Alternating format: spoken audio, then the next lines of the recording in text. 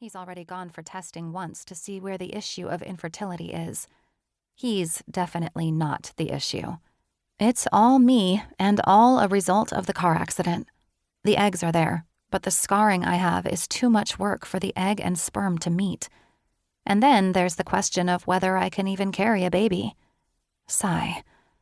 We've done all the research on IVF, the side effects, the pain and agony, the hope and despair. I've gone back to counseling to help with what I'm feeling, the hopelessness and failures as a woman and a wife, the burden I've put on my shoulders and on Noah. He doesn't like to see me hurt or in pain, and yet that's what I'm going to be in, no matter what. I want to carry our baby in my womb. I know it may not be possible, but I have to try. If this fails, if my body betrays me, we'll look for a surrogate.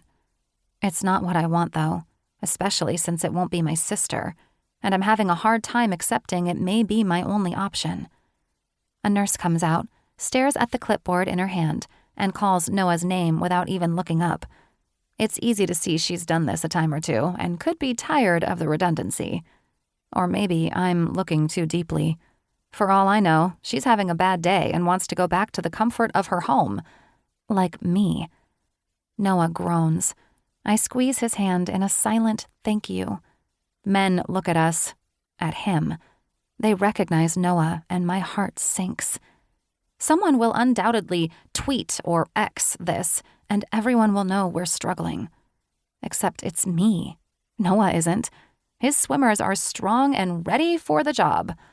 Today, we'll find out if my eggs are willing to party with his sperm. It's the best way I can describe it because, like Elle, the scientific words annoy me. If it wasn't for the crash. Peyton? My sister's voice pulls me from a memory I don't want to look back on. I glance at her. Yeah? You good? I nod and offer her a kind smile. She was there when I had the surgery to repair some of the damage to my pelvic area. My sister held my hand throughout my recovery and never left my side. At times, I felt bad for Noah because he wanted to be my constant presence, but Elle was steadfast in her support. I see a side of Elle no one else does. Many think she's selfish and only cares about herself. Those people are wrong. My sister will walk through fire for those she loves. She just has a hard time showing it to outsiders. For as long as I can remember, I've dreamed of us having babies at the same time. But it won't happen. Sure, they'll be close in age. Maybe weeks apart if we're lucky. If I'm lucky.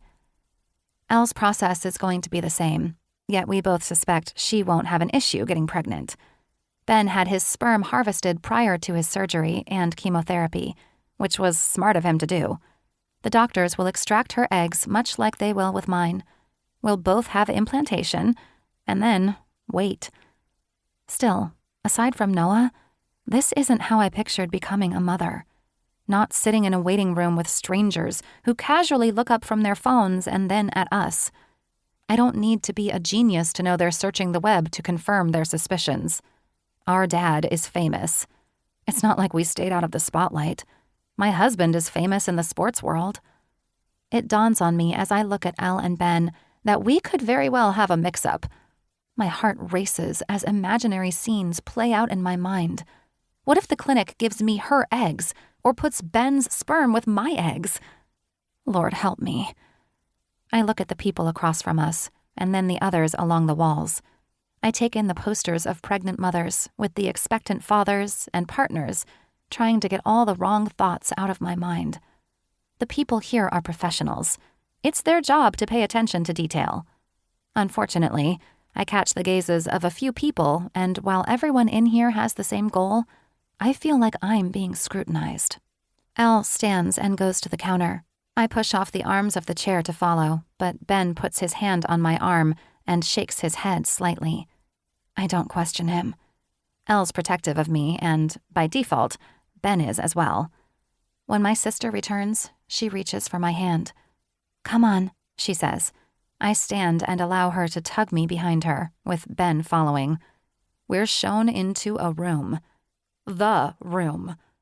The walls are painted a muted pink, or what could have been mauve when it was...